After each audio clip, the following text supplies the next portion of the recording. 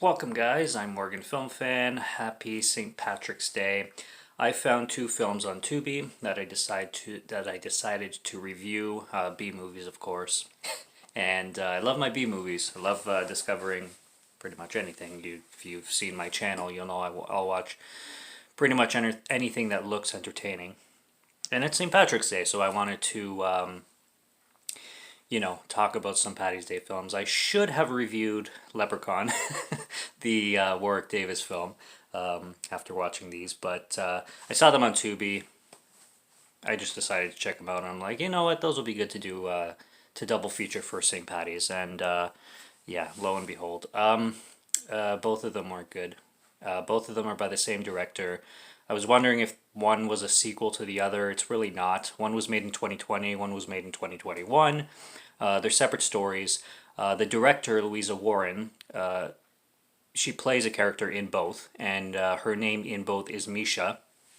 Although when I watched the second, you can tell that she's not playing the same character. She just has the same name and whatever. But anyway, starting with Leprechaun's Game, which came out in 2020. These are free to watch on Tubi. Unfortunately, I don't recommend them.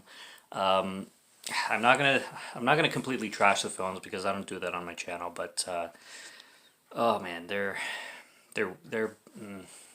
Let's get into it. The first one, we start with these two girls who are running away from what we know as the Leprechaun.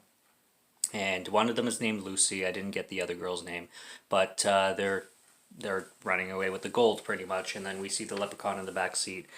The Leprechaun is played by this guy named Bao Teo, and he's not a little person. He's just a short man. Like he looks like a guy who's like 5'2", 5'3", maybe 5'4". He's a short guy, and he doesn't look like a leprechaun. He's just this short, skinny guy who's who like kind of bounces around.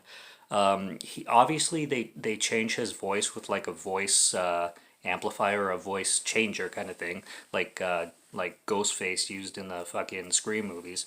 And his voice is like deep. It doesn't sound leprechaunish. He barely sounds Irish even. It's really really weird. The leprechaun kind of looks like the puppet from Jigsaw, except with red hair instead of black. And but he has the same nose. I'm telling you, this fucking mask was bought at like Spirit Halloween. Like it's a rubber fucking mask. You can even see his face underneath it. No representation of a leprechaun, an actual leprechaun whatsoever. It's a short guy in a suit. It's a short guy in a mask. It's so underwhelming.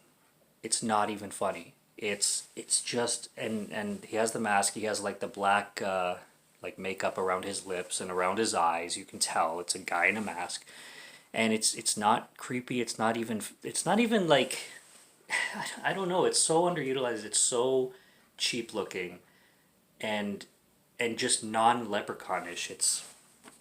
I don't know, man. I could not get behind the villain whatsoever. The one good thing about this film is the music that they use. That they play this Irish song during the opening credits, which is really cool. It sounds Irish. It's very folk, and it really goes with the Irish theme, Leprechaun theme. And what else is good in this film? I also did learn something in this film about the four-leaf clover. They do mention that the four-leaf clovers, that I never knew before, each leaf represents faith, love, luck, and hope. So, at the least, this film did teach me something about Irish culture and what the four-leaf clover actually represents. Other than that, basically, the story is just you get this guy named Carl, and he's very, very broke, and he's about to have a baby with his wife, Misha, which is played by the director. And he has a buddy named Marshall, and Marshall gives him an opportunity for a job. And they go meet this guy named John, sorry, who has a job for Carl and Marshall, and basically he gives him a job to go find the pot of gold at the end of the rainbow. Sounds like he's smoking a little too much, but that's the job. And he says if they find the pot of gold, they get $100,000 each. If they don't, then they'll still get paid, I think, $1,000 for or £1,000, because this is a British film. £1,000 for their effort, for their time. So they'll still get paid for their time regardless. So they take it because they're expecting only to get $1,000 because they're not expecting to find gold. But lo and behold, they do at the end of the rainbow. They also bring in a bunch of people to help them find the gold, which I don't know why, because John only offered these two guys $100,000 or $1,000 each. They didn't offer anybody else to help, so they bring along like four guys, and obviously they're gonna have to split the grand between everybody because John didn't offer anybody else the money. So I don't know why they bring help other than for help. But again, unless they're working for free, they're going to have to get paid too, and they didn't get offered anything from John. They find the gold, they get greedy, they keep the gold, they split the gold because the gold is obviously worth a lot more than $100,000, and they just tell John that they didn't find it or whatever. And then these people start getting picked off one by one. The CGI, there's moments of CGI in this film. It's absolutely pathetic.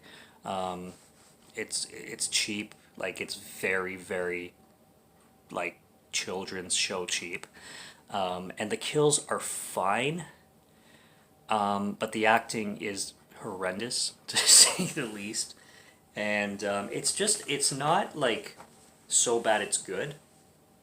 It's just a lot of the film is pretty boring, to be honest. It's funny to see Cool Duder make a cameo in this movie, because the guy pretty much makes a cameo in so many movies.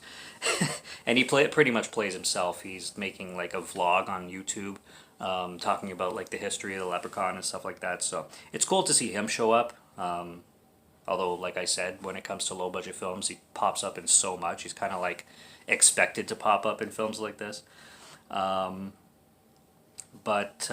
Yeah, some of the kills, like I said, they're fine. There's a gasoline kill where this guy gets lit on fire. That looks pretty cool. There's this scene where they bring in this psychic who starts to talk about the four-leaf clovers and kind of tell one of the main characters how they can stop this leprechaun by using a four-leaf clover. The guy who plays the psychic is the worst actor in this movie by far. And the way they defeat the leprechaun as well is the one girl shoves a four-leaf clover into a pipe and gives it to the leprechaun to smoke up, because apparently the leprechaun is that much of an idiot that he just takes a pipe and starts smoking it, and then it's a four-leaf clover, and that's how he's defeated. I'm really not going to go over 10 minutes with these reviews because, like I said, if I can't recommend them. I'm sorry, I don't like to trash films, but this is not a film that I would recommend. Check it out if you want to, if you like B films and if you really are a St. Paddy's Day enthusiast. But if not, if you want to watch something better, definitely stick with the Warwick Davis, Leprechaun films, because they're pretty much masterpieces compared to these two films. So I'm sorry. Bless the director, and awesome attempt. I mean, probably better than anything I can do. I don't know. I haven't tried making a movie yet, other than a documentary, which is on this channel, by the way. But yeah, that's all I got on it. So subscribe to Morgan Film Fan if you like to listen to my voice, or if you like my film reviews. I'll be back with more soon. Stay tuned for those if you're interested. Happy St. Paddy's Day, and until next review, take care and cheers.